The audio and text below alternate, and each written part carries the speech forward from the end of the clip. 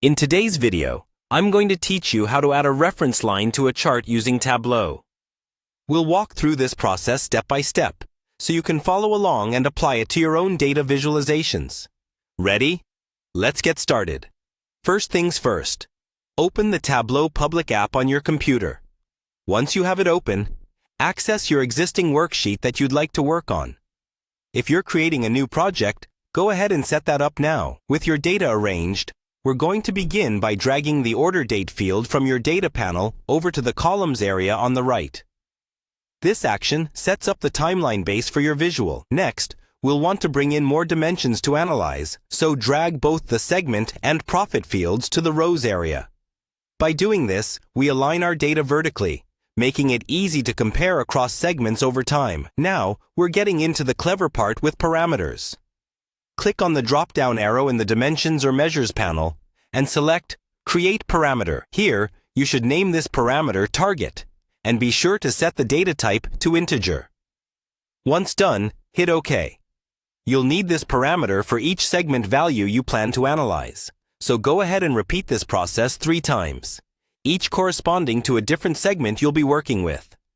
This allows flexibility with your reference lines adjusted per category.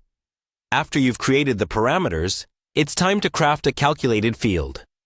Move to the top menu and click on Analysis, then Create Calculated Field. In the dialog box that appears, name it something straightforward like Type Query and confirm with OK. Once your calculated field is created, drag it to the Detail Marks field on your chart. This will integrate your calculation intricately with your data visual. Now let's move to the more exciting part, adding the reference line.